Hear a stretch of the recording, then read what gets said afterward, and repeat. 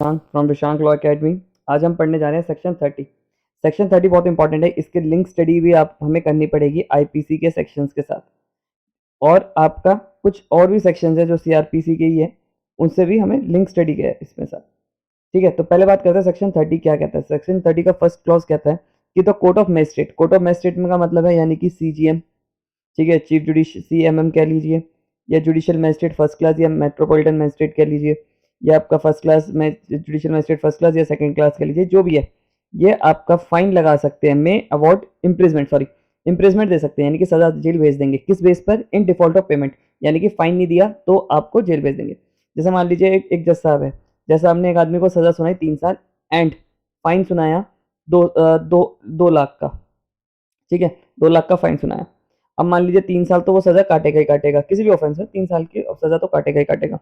अब 2 लाख का उसे पेमेंट भी देनी है, वो बता देंगे कितने टाइम में देनी है, 6 महीने में दे, 3 महीने में देनी है। अब मान लो ये जो अक्यूज था इसने 2 लाख की पेमेंट नहीं करी, तो क्या होगा? तो वो यहाँ कह रहा है कि इस 2 लाख के बेस पे आपका जज साहब इसको जेल भी भेज सकते हैं। बस इतना सा सेक्शन नहीं है, पर क्या होगा, जज की कितनी पावर है इसे जेल पे भेजने की, कितनी नहीं है, इसके साथ हमें लिंक स्टडी भी करनी है। तो वो शुरू करते हैं। तो पहली बात तो यानी कि हमें पहले पार्ट से तो ये कंसर्न हो गया कि कोर्ट ऑफ मजिस्ट्रेट, ठीक है, चाहे सीजीएम हो, एमएम हो, कोई भी हो, मैजिस्ट्रेट लेवल का हो, वो आपका जेल भेज देगा। किसके बेस पे? अगर फाइन नहीं दिया तो। बट प्रोवाइडेड एट क्या कहता है? अब देखिए प्रोवाइडेड एट क्या कहता है। प्रोवाइडेड एट कहता है कि जो मैजिस्ट्रेट, सेक्शन 29 में हमने पढ़ा था कि मैजिस्ट्रेट की पावर है, जैसे सीजीएम की या एमएम की पावर जो है वो 7 साल से ऊपर नहीं है, ठीक है, फाइन कितना भी लगा सकता है। मान लीजिए एक मेट्रोपॉलिटन मैजिस्ट्रेट है, उसने एक को सजा सुनाई, ठीक है, एक को सजा सुनाई। अब एक बात पहले मुझे ये बताइए कि एमएम की पावर कितनी है? एमएम की पावर है सजा सुनाने की 3 साल और फाइन 10,000, ठीक है। अब मान लीजिए एमएम ने एक पे लगाया आपका एक 327 का केस, उसने ट्रायल करा, और आपका उस ट्रायल में क्या हुआ, उसने फाइन लगा दिया, उसके मजिस्ट्रेट अक्यूज के ऊपर फाइन लगा दिया। अब उसने वो फाइन नहीं दिया तो उसे सजा तो सुना सकता है, बट वो उसे सजा 3 साल से ऊपर की नहीं सुना सकता। क्यों? क्योंकि सेक्शन 29 में क्या लिखा हुआ है कि एक जुडिशियल मजिस्ट्रेट की जितनी पावर है वो उसे एक्सीड करके सजा सुना नहीं सकता। यानी कि यहाँ पर जो जेल भेजेगा ना, ये मजिस्ट्रेट कोई भी हो, चाहे अगर चीफ जुडिशियल मजिस्ट्रेट है तो 7 साल से ऊपर का नहीं भेज सकता, और अगर मेट्रोपॉलिटन मजिस्ट्रेट है, या जब भी मैं मेट्रोपॉलिटन मजिस्ट्रेट बोलूँ तो जुडिशियल मजिस्ट्रेट फर्स्ट क्लास अपने आप समझ जाएगा, ठीक है, तो ये 3 साल से ऊपर नहीं भेज सकता। यानी कि डिफॉल्ट पेमेंट पे के बेस पे ये आपका इससे ऊपर नहीं भेज सकता। कल को मान लीजिए एक अक्यूज है, ठीक है, अक्यूज है, मैं जज हूँ, मैंने उसके ऊपर सज़ा सुनाई 3 साल, प्लस फाइन उस पर लगाया था मैंने आपका 5,000 रुपये। अब इसने 5,000 रुपये फाइन नहीं दिया तो क्या होगा? अब क्या होगा? अब ये होगा कि 3 साल पे तो आपका सज़ा काट लेगा, फाइन नहीं दिया, तो मैं इसकी सज़ा जो है आपका चाहे कितने भी करूँ, अभी मैं बी क्लॉज में भी बताऊंगा, कितने भी करूँ, पर मैं 3 साल से ऊपर नहीं कर सकता। क्यों? क्योंकि मेरे को इतनी तो पावर ही नहीं है, इसलिए।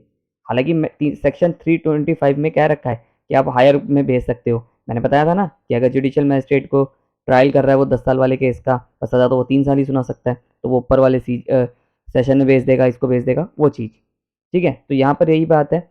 अब बी पार्ट क्या कह रहा है? बी पार्ट ये कह रहा है, shall not imprisonment awarded substantive sentence exceeded 1/4 of the term imprisonment. अब देखिए इसे ध्यान से समझेगा। सेक्शन 327 आईपीसी की बात करते हैं। वो बात करता है कि अगर आपने किसी को डरा पिटका के उससे कन्फेशन ले लिया या उससे प्रॉपर्टी ले ली, ठीक है, voluntary causing hurt to extort property, मतलब उसे डरा धमका के उससे प्रॉपर्टी ले ली, ठीक है, तो उसमें क्या है, इसमें अगर बात करी जाए तो इसमें मैक्सिमम पनिशमेंट है आपका 10 ईयर्स, ठीक है, एंड फाइन भी है, यानी कि फाइन तो लगाना पड़ेगा जैसे आपको, चाहे कितना भी लगाए। अब इसे ट्रायल जो कर रहे हैं, वो अगर आप उसमें शेड्यूल में देखें तो 327 को शेड्यूल में देखा है, मैजिस्ट्रेट ट्रायल है फर्स्ट क्लास, ठीक है, एमएम में। तो अब यहाँ पर क्या होगा? ऐसे केस में मान लीजिए जज सामने एमएम ने उसे सज़ा सुनाई 3 साल की, ठीक है, अब इस पर फाइन लगा दिया आपका 5,000 रुपये या 8,000 रुपये फाइन लगा दिया। अब 8,000 को फाइन पे इसने नहीं दिया, 3 महीने का टाइम दिया था जज साहब ने कि 8,000 का फाइन दे दे वरना सज़ा बढ़ा दूंगा, तो अब यहाँ पर सज़ा बढ़ा दिया। तो अब देखिए अगर बात करी जाए तो उसमें 327 में मैक्सिमम पनिशमेंट कितनी थी? 10 साल। अब 10 साल का 1/4 निकाले हम तो कितना बैठता है? 10 साल का 1/4 निकलता है आपका, अगर मैं आपका 10 साल का 1/4 करूँ तो 1/4 divide by one 1/4 divided by आपका 10, तो यानी कि 2 से हुआ तो 5 को डिवाइड बाय 2 से करा तो 2.5 यानी कि 2.5 साल है। ठीक है, तो ये भी अगर 2.5 साल तो माना गया, चलो ठीक है 2.5 साल तो हो गया। पर मान लीजिए एनी हाउ कि इसमें जो है सज़ा थोड़ी ज़्यादा हो गई, थोड़ा मेरा एग्जाम्पल देने में गड़बड़ हो गई। ठीक है, तो मान लीजिए इसमें 10 साल हो गया, तो 2.5 साल से तो दे सकता है, पर 2.5 साल अगर 1/4 नहीं निकल के आता, ठीक है, तो कितने साल की सज़ा सुनाएगा? तो वो अपने 3 साल की नहीं, मतलब कट एंड शॉर्ट में बात करी जाए तो 3 ईयर से ज़्यादा की पनिशमेंट नहीं दे सकता, चाहे उसका 1/4 का 3 ईयर्स से ज़्यादा आ रहा हो तो। मान लीजिए कोई भी ऑफेंस में 1/4 का 3 ईयर से ज़्यादा निकल कर आया, ठीक है, 3 ईयर से ज़्यादा का निकल कर आया, तो क्या सज़ा दे देगा? आंसर इज नो, नहीं दे सकता। और सेक्शन 29 को किसी भी एनी हाउ नहीं कर सकता। कट एंड शॉर्ट में दोबारा बताता हूँ कि इम्प्रिजमेंट दे सकता है जज अगर फाइन नहीं दिया तो, पर वो सेक्शन 29 में जो उसे जितनी पावर है उससे ज़्यादा को एक्सीड नहीं करेगा। पर अगर 1/4 का एक्सीडिंग निकल के आए और 3 साल से ऊपर निकल के आए एक जेएमएफसी के, या अगर चीफ जुडिशियल मजिस्ट्रेट है 7 साल से ऊपर उसकी 1/4 का निकल कर आया, तो उसको भी वो ब्रीच नहीं करेगा, वो तब भी उतनी सुनाएगा, इससे ऊपर तो सुना ही नहीं सकता, चाहे 1/4 भी इसका निकल के ज़्यादा है। मान लीजिए एक 15 साल की सज़ा है, उसका 1/4 निकाल दूँ तो थोड़ा ज़्यादा ही आएगा, ठीक है, तो भी आपका अगर उसका 1/4 निकालूँ 15 साल का 1/4 मान लीजिए आपका 4 साल आ गया, और मैजिस्ट्रेट फर्स्ट क्लास क्या 4 साल की सज़ा सुना देगा? नहीं। वही क्या अगर मैजिस्ट्रेट कहे कि नहीं मेरे को तो 1/4 सुनाने की पावर है, तो उसे कहेंगे कि नहीं, आप तब भी नहीं सुना सकते क्योंकि आप सेक्शन 29 को ब्रीच नहीं कर सकते। ठीक है? The imprisonment awarded under this section additional to substantive maximum awardable section 20, यहाँ पर वही बात लिखी गई है कि आप अपनी मैक्सिमम पनिशमेंट से जितनी आपको सुनाने की शक्ति है उससे ज़्यादा नहीं कर सकते। अगर आपको इससे ज़्यादा फाइन के बेस पे भी ज़्यादा सुनानी है तो आपको ऊपर भेजना पड़ेगा केस। ठीक है, सिंपली ये बात। अब देखिए ये आईपीसी के सेक्शन है, ठीक है, तो अगर हमें सेक्शन 30 का लिंक पढ़ना है तो 67 में दे रखा है। इसमें क्या दे रखा है कि अगर 50 रुपये तक का है फाइन, ठीक है, अप टू 50 रुपीज़ है, तो 2 महीने की सज़ा सुना सकता है मैजिस्ट्रेट। ठीक है, और अगर आपका 51 रुपीज़ से लेके 100 रुपये तक का है, ठीक है, अप टू 100 रुपीज़, तो 4 महीने। और अगर 101 से लेके अबव कितना भी है तो ज़्यादा से ज़्यादा 6 महीने। ठीक है, बट अगर मान लीजिए किसी भी तरह से आपका ये एक्सीड नहीं हो सकता उसकी पावर से, जो सेक्शन 29 में कही गई है। ये आईपीसी के सेक्शंस की बात करी गई है, समझ आ गया। अब 65 को देखिए, 65 में क्या कहा गया कि अगर एक मैजिस्ट्रेट है, ये अच्छा 67 आपको मैं एक बताना भूल गया, अगर ये 67 वहाँ पर ये बात कहता है कि यहाँ पर 67 का तब है जब फाइन की सजा दी हो। ठीक है, imprisonment for non payment of fine when the punishment is fine only, जहाँ सिर्फ फाइन की पनिशमेंट है तब। और जहाँ पर इम्प्रिजमेंट प्लस फाइन, जैसे मान लीजिए 323 में आपका वो लिखा है कि जज साहब चाहे तो फाइन भी लगा सकते हैं या आपका इम्प्रिजमेंट भी दे सकते हैं, या ये तो ये या तो वो। मान लीजिए इन्होंने मुझे कन्विक्टेड होल्ड कर दिया, इस पर सिर्फ फाइन दिया लगाया, फाइन कितना लगाया मेरे पे 6,000 रुपये, 6,000 रुपये लगाया पर मैंने ये नहीं दिया, तो आपका section 30 CRPC read with section 67, ठीक है, क्योंकि वो फाइन वाला था।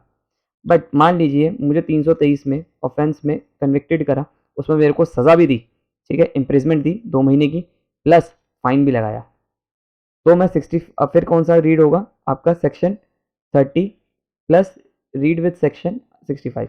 तो ध्यान से देखिए, अगर 23 में मैं कन्विक्टेड हुआ और मेरे को सिर्फ फाइन लगाया तो section 30 plus read with section 67 IPC का, और अगर मेरे पे सज़ा प्लस फाइन लगाया तो 65।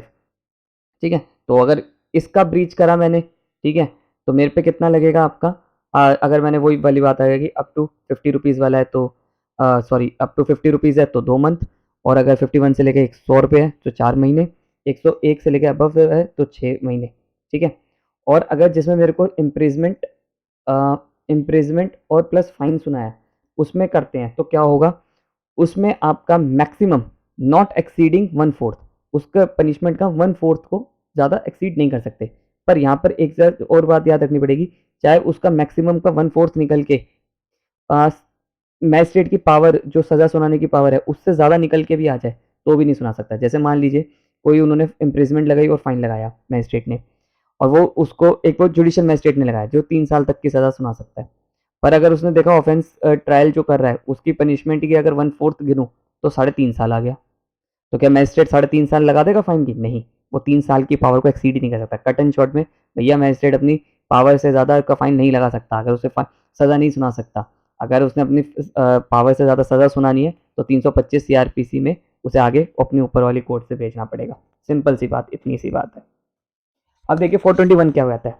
421 ये कहता है कि मैजिस्ट्रेट उसकी रिकवरी करवाने के लिए, पैसे की रिकवरी करवाने के लिए आपका फाइन वारंट भी इशू कर सकता है। ठीक है, वारंट इशू कैसे करेगा उसकी बात करते हैं। अब देखिए 421 बात करता है कि when offender has been sentence to pay, जब उसे सेंटेंस दे दिया कि आप पे करो, कौन से में, सेक्शन 30 में, ठीक है, सीआरपीसी के, टू फाइन पे करने के लिए द कोर्ट पासिंग सेंटेंस में take action for recovery of the fine.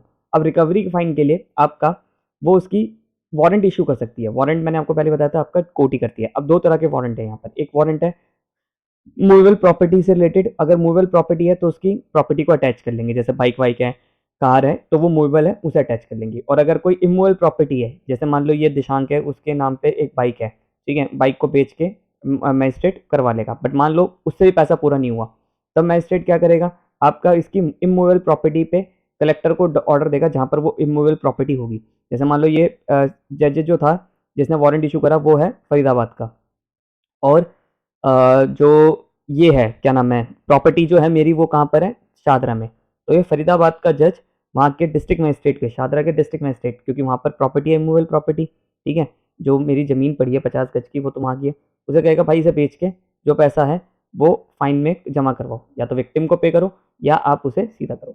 अब आपको मैं एक तरीका बताता हूँ। अब मान लीजिए आप एक जज है, ठीक है, अपने आप को जज मानिए। जज साहब क्या करेंगे, जज साहब ने सज़ा सुना दी, जज साहब ने सज़ा सुनाई 1 साल प्लस फाइन 5,000 रुपये, ठीक है, 5,000 रुपीज़ फाइन सुना दिया। अब 1 साल की तो वो सज़ा काट रहा है, 5,000 कह दिया कि 5,000 आपने 3 महीने तक देना है, ये 5,000 रुपये नहीं दे रहा, ठीक है, या तो कोर्ट में जमा करवाने हैं या आपका कंपनसेशन देना है उसको, विक्टिम को, नहीं दे रहा तो क्या करेंगे, जज साहब इसे जेल भेज देंगे, ठीक है, जज साहब जेल भेज देंगे तो सेक्शन 30 रीड विद सेक्शन कौन सा, 65 आईपीसी का, क्योंकि 67 बात करता है आपका सिर्फ फाइन वाले केस में, ठीक है, यहाँ पर तो इम्प्रिजमेंट और फाइन दोनों लगाए हैं, तो 65 सीआरपीसी ये कर देंगे। साथ में अब देखिए, या तो जज साहब ये वाला प्रोसेस अपना है, या तो दूसरा करेंगे कि वारंट इशू कर देंगे। ये दूसरा ऑप्शन है, क्योंकि अभी मैं बताऊंगा ये दूसरा ऑप्शन क्यों है, ठीक है, आपका ये दूसरा ऑप्शन क्यों है कि वारंट इशू कर देंगे। तो इसकी, जिसको ये सज़ा मिली है, जैसे ए को सज़ा मिली है, इसकी मूवेबल प्रॉपर्टी इमूवेबल प्रॉपर्टी दोनों को बेच देंगे, ठीक है, दोनों को बेच देंगे, या जिससे भी पैसा रिकवर हो जाएगा भैया उसे कर देंगे। अब आते हैं 421 में। 421 में एक जो प्रोवाइडेड डेट दे रखा है वो बहुत इंपॉर्टेंट है। वो ये कह रहा है इफ द सेंटेंस डायरेक्ट, अगर उसे सेंटेंस डायरेक्ट हो गया, payment of fine, the offender shall be imprisonment in such offender undergone the whole. वो अगर इम्प्रिजमेंट काट के आ गया है, जो उसे सज़ा मिलने की पावर थी कि वो इतने टाइम की सज़ा काट के आएगा, जैसे एक जुडिशियल मैजिस्ट्रेट है, फर्स्ट क्लास है, उसने सज़ा दी थी फाइन की दी थी 2 साल तक, ठीक है, no court shall issue a such warrant, फिर कोर्ट इशू नहीं करेगी वारंट, या तो ये या तो वो। बट अगर मान लीजिए, मान लो आपने एक तरह से, एक जज साहब हैं, वो क्या कर रहे हैं, उनकी तो हद ही हो गई कि वो पहले तो सज़ा भी देंगे फाइन ना देने पे, और रिकवरी भी कर देंगे, और वारंट भी इशू कर देंगे, जैसा ना, दोनों ही नहीं करोगे आप, मतलब या तो ये कर लो या तो ये कर लो। बट अगर मान लो जज साहब का मन कर रहा है कि मैं तो दोनों ही करूंगा, तो जज साहब रिकॉर्डिंग में रीजन देंगे, क्या लेंगे, इफ द ऑफेंडर, यहाँ देखिए क्या लिखा है, if the offender has gone under the whole of imprisonment in default no court shall issue a warrant unless वाली बात आ गई, for the special reason recorded in writing, writing में रिकॉर्डिंग लिखेंगे कि नहीं नहीं इसलिए जरूरी है, it has been made under the expenses of compensation of the fine. But अगर ये कंपनसेशन ऑफ फाइन की बात कर रहा है 357 में, तो आप उसका दोनों चीज़ साथ साथ कर सकते हैं। कट एंड शॉर्ट में बताऊं तो ये है कि अगर जज साहब को लगता है कि नहीं यार इसको तो फाइन भी लगाना चाहिए, और फाइन भी लगाना चाहिए और रिकवरी भी कर, इसकी रिकवरी भी करें और इसे सज़ा भी दूँ क्योंकि इसने पैसा ना भरा कंपनसेशन का, ठीक है, जो विक्टिम को देना था, तो जज साहब क्या करेंगे, रीज़न रिकॉर्ड में लिखेंगे और आपका कर देंगे आपको, ठीक है। तो सिंपली ये बात कह रहा है, ज़्यादा कुछ है नहीं, बट ये अपनी पावर से ज़्यादा की सज़ा नहीं दे सकते जितनी से पावर है। अगर ये जुडिशियल मैजिस्ट्रेट फर्स्ट क्लास है तो 3 साल से ज़्यादा नहीं कर सकते, चाहे 1/4 निकल के से 3 साल से ज़्यादा आ रहा हो तो भी नहीं कर सकते। अगर ये सीजीएम है, ठीक है, तो 7 साल तो बहुत होते हैं, पर अगर किसी का 1/4 निकल के 7 साल से ऊपर आ रहा है तो नहीं कर सकते। पर अगर इन्हें ज़्यादा सज़ा सुनानी है फाइन में भी, तो ये 325 सीआरपीसी की पावर का यूज़ करके अपने ऊपर वाले को भेज देंगे, ठीक है। आई होप आपको मेरी वीडियो पसंद आई हो। अगर आपको मेरी वीडियो पसंद आई तो चैनल को सब्सक्राइब करिए। Thank you.